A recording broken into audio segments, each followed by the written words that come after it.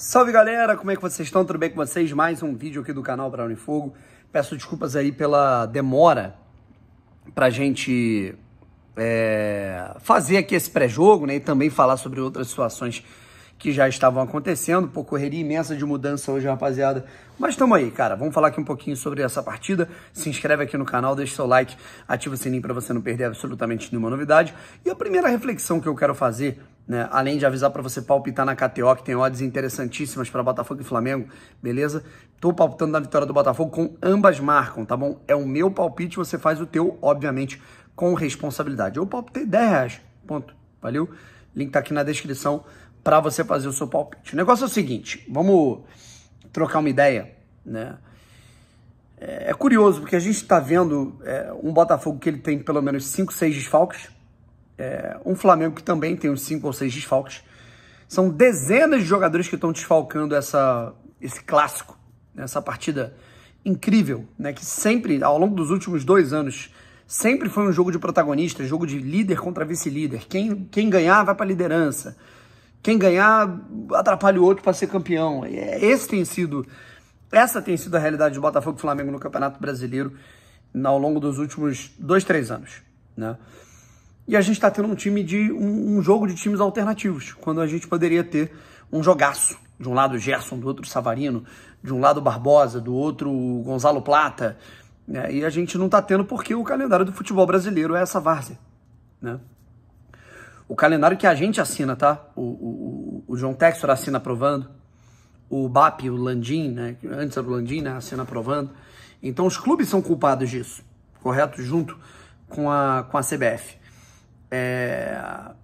Quando a gente joga estadual até abril e a gente abarrota todos os jogos importantes e a gente fica jogando jogo decisivo quarta, domingo, os jogadores acabam estourando, rapaziada. É isso que acaba acontecendo. Mas enfim. Antes da gente falar aqui um pouquinho sobre o pré-jogo, né, citar a situação da torcida, né? Curioso porque a gente teve a carga de menos de 5% vendida para a torcida do Botafogo no Maracanã. O Maracanã é um estádio que, vamos pegar como parâmetro o último jogo entre Botafogo e Flamengo no Newton Santos, válido pelo Campeonato Brasileiro, que o Botafogo venceu por 4-1. Nesse jogo foram disponibilizados para os torcedores do Flamengo 2.500 ingressos, tá legal? Se você pegar a carga, né, de todos os ingressos que foram vendidos para aquela partida, ficou ali entre 8% e 10% dos ingressos comercializados. Não há uma reciprocidade, né? A gente vê que a gente deve ter aí o quê? Uns 60 mil ingressos vendidos pela torcida do Flamengo e apenas 2.000 ingressos vão ser vendidos para os torcedores do Botafogo, né? O Botafogo, inclusive, né, eu não consigo comprar ingresso, né? Eu fiquei sem, não vou no jogo, porque eu não consigo comprar, né? O que mais falta, né, aí a gente sabe das narrativas sujas que existem, né, e que às vezes até torcedores rivais compram. Mas a torcida do Botafogo não vai, que isso não é verdade, né? Se você pegar todos os jogos de Campeonato Brasileiro em que o Botafogo foi visitante no Maracanã, e até mandante, Botafogo e Criciúma, os ingressos foram esgotados. Contra o Fluminense, no ano passado, contra o Flamengo no ano passado e contra o Criciúma, quando o Botafogo foi mandante e colocou, se eu não me engano, o segundo maior público do ano no Maracanã, né, na temporada passada. Mas, enfim. E aí, cara, além da gente ter uma carga reduzida, o que é, assim, no Estatuto do Torcedor está muito claro, você tem que ter 10%, né, de disponibilidade para a torcida visitante. O BEP, né, que é o Batalhão Especializado em Policiamento de Estádios, o mesmo BEP que veta um monte de coisa no Newton Santos por questão de segurança, o mesmo BEP que veta jogos em São Januário, é o BEP que autoriza torcedores do Flamengo e do Botafogo no mesmo setor. Torcedores do Flamengo e do Botafogo vão entrar, vão acessar o estádio no setor sul pela mesma entrada, né? Aí dá um problema, dá uma merda, acontece alguma confusão, tá vendo a selvageria dos torcedores? Tem que ter torcida única. Parece, né? E aí é uma parada que eu falo, que eu não tô aqui falando de Flamengo ou de Botafogo, eu falo da polícia do Rio de Janeiro mesmo. As atitudes, elas me levam a crer que é um desejo da polícia e da justiça do Rio de Janeiro que tenhamos em breve torcida única, para dar problema, para dar confusão, para se ter a narrativa, opa, só pode ter uma torcida no estádio. Certo? Isso é muito perigoso. Esses precedentes são muito perigosos. Enfim, Tomara que a gente não tenha muita coisa, mas acho que essa ideia de tentar colocar menos gente do Botafogo é uma amostra de que, é uma demonstração de que a torcida do Botafogo está fazendo um barulho interessante no Maracanã. O Botafogo se posicionou, dizendo que vai contra, né, essa situação do setor sul, e que no próximo jogo o Botafogo deve disponibilizar a mesma carga de ingressos, né, menos de 5%. Se você pegar isso e, vamos dizer, o Botafogo colocar aí o jogo para 40 mil torcedores, né, a gente vai estar falando aí de 1.500, 1.800 ingressos para a torcida do Flamengo. É isso, né? E aí, é uma pena, né, que fica essa guerra, né, de um lado para o outro, onde todo mundo poderia colaborar com a torcida do outro. Tem que ser rival dentro do campo, né, e não fora dele, né, e não incentivar a violência fora dele. Mas, enfim. Agora, falando sobre uma situação da eleição na CBF, a gente está vendo aí toda a situação envolvendo, né, federações, majoritariamente falando, federações estão apoiando o Samir Chaoud, que é o presidente da Federação Roraimense de Futebol, que nesse momento, de acordo com as apurações que eu tenho, é o favorito para assumir a CBF, tá?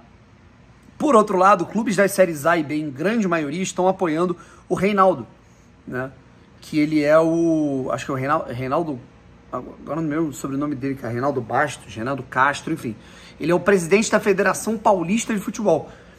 O Botafogo se posicionou de maneira neutra. O Botafogo não assinou o termo apoiando o presidente da FPF e é favorável a uma eleição mais para frente para que as coisas sejam resolvidas, mas a CBF quer rápido essa eleição definida, já que, primeiro, para não poder ter reversão de situação. Segundo, porque o Ancelotti está chegando no dia 26, a eleição deve acontecer no dia 25.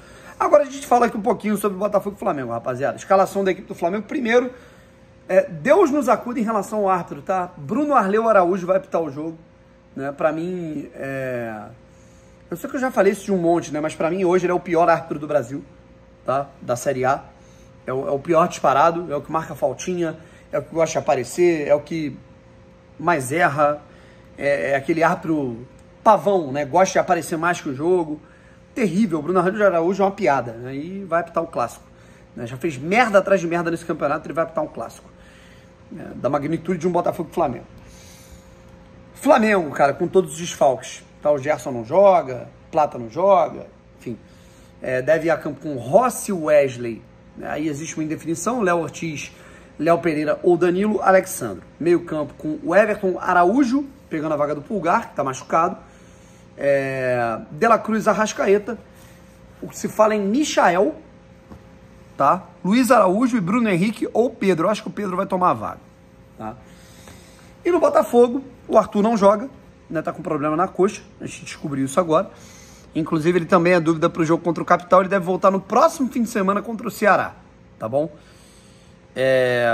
No gol, John, lateral direito é Vitinho, zaga, Jair, David e Ricardo, e na lateral esquerda, o Alex Telles, meio campo com Marlon, Gregory e o Alan deve tomar essa vaga de acordo com as apurações no meio campo, né, no lugar do Arthur.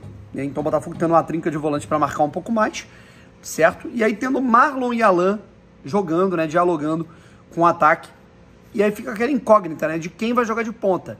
Porque de um lado você vai ter o Cuiabano, que vai ser esse ponta pela esquerda. Na direita aí a gente não sabe, né, cara? Porque alguém teria que jogar um pouco mais pelo lado. E eu acho que pode ser o Alan, fazendo essa dobradinha com o Vitinho. A gente viu o Alan, né, sendo aquele jogador construtor pelo lado. Tanto é que as duas canetinhas que ele deu seguidas nos últimos 2 jogos, jogando bem, foi indo por ali, né? E aí teríamos Juan Cruz e Igor Jesus jogando lá na frente, tá bom? Essa é a escalação do Botafogo. E é isso, rapaziada. Vamos pra cima. Vejo vocês depois da partida pra gente analisar mais coisas. Valeu, um abraço e fui.